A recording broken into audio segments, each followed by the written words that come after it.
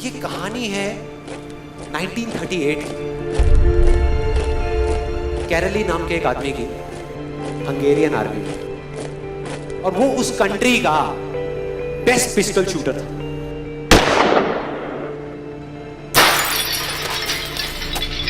जितनी भी national championships हुई थी उस कंट्री में, उसको वो जीत चुका था।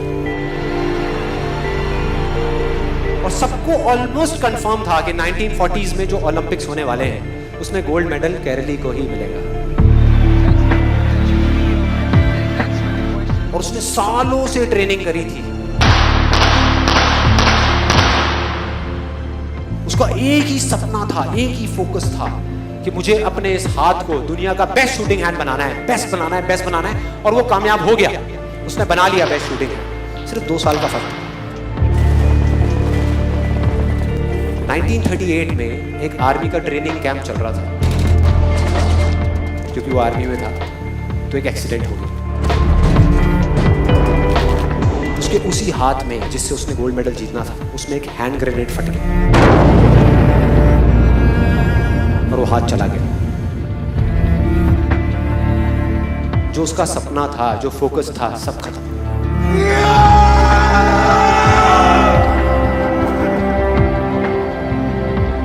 उसके पास 2 रास्ते थे। एक तो ये कि वो बाकी की पूरी जिंदगी रोता रहे और कहीं जा करके छुप जाए, या अपना जो गोल था जिस पे उसने फोकस किया हुआ था उसको पकड़ करके रखे।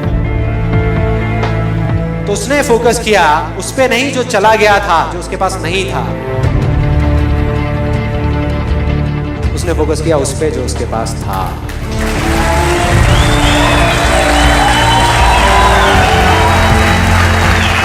जो उसके पास था।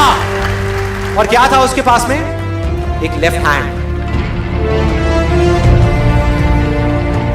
एक ऐसा हाथ जिससे वो लिख तक नहीं सकता था। 1 महीने तक उसका हॉस्पिटल में इलाज चला इस हाथ के लिए, और सही 1 महीने बाद अपनी ट्रेनिंग शुरू कर दी इस हाथ के लिए।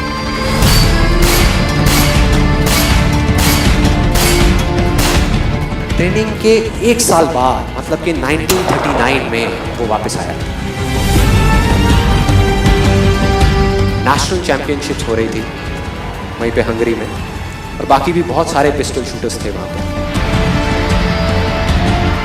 उन्होंने जा करके उसको कांग्रेचुलेट किया, कहा कि यार देखो, ये होता है जज्बा, ये होती है स्पोर्ट्समैन स्पिरिट, कि इतना सब कुछ होने के बाद भी तुम यहां पर आए हो हमको देखने के लिए और हमारा हौसला बढ़ाने के लिए। किसी को नहीं पता था कि वो 1 साल से अपनी ट्रेनिंग कर रहा था लेफ्ट हैंड की। और उसने जवाब दिया, मैं यहां पर तुम्हारा हौसला बढ़ाने नहीं आया, तुम्हारे साथ कॉम्पीट करने आया हूं, तुमसे लड़ने आया हूं, तैयार हो जाओ।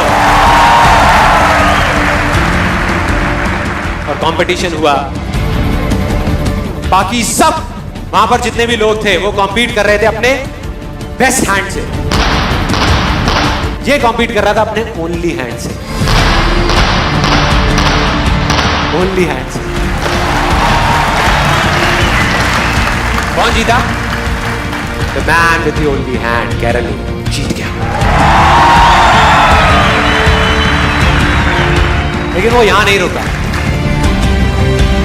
ओलंपिक्स कैंसिल हो गए वर्ल्ड वॉर की वजह से।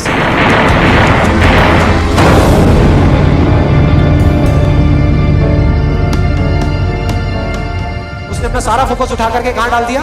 1944 में जो ओलंपिक्स होने वाले थे उसके ऊपर। 1944 में जो ओलंपिक्स होने वाले थे वो भी कैंसिल हो गए वर्ल्ड वॉर की वजह से। फिर से कैंसिल।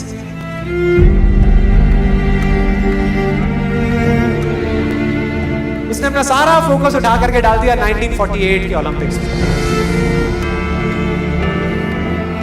1938 में उसकी एज थी 28 साल। 1948 में उसकी एज हो चुकी थी 38 इयर्स। और जो यंगर जो प्लेयर्स आते हैं निकल करके, उनसे कॉम्पीट करना मुश्किल होता चला जाता है। लेकिन मुश्किल नाम का ये वर्ड था ही नहीं उसकी डिक्शनरी में। वो गया पूरे वर्ल्ड के बेस्ट शूटर्स आए हुए थे जो अपने बेस्ट हैंड से कम्पीट कर रहे थे और ये अपने ओनली हैंड से कम्पीट कर रहा था। और कौन जीता? The man with the only hand.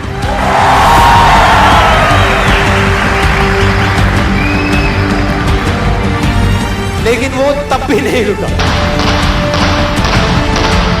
1952 Olympics, दोबारा कॉम्पीट किया उसने और इस बार गोल्ड मेडल कौन जीता?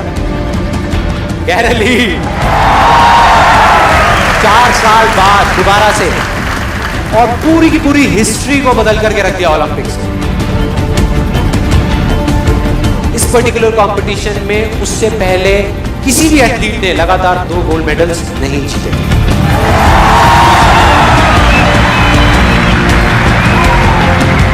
अब किसी भी लूजर के पास चले जाओ, उसके पास लिस्ट होगी बहानों की कि मैं इस वजह से फेल हुआ अपनी लाइफ में, इस वजह से मैं कुछ नहीं कर पाया। बहुत लंबी लिस्ट है। और दूसरी तरफ विनर के पास चले जाओ, उसके पास में 1000 वजह होगी वो ना करने की जो वो करना चाहता है, सिर्फ एक वजह होगी वो करने की जो वो करना चाहता है, और वो कर जाएगा।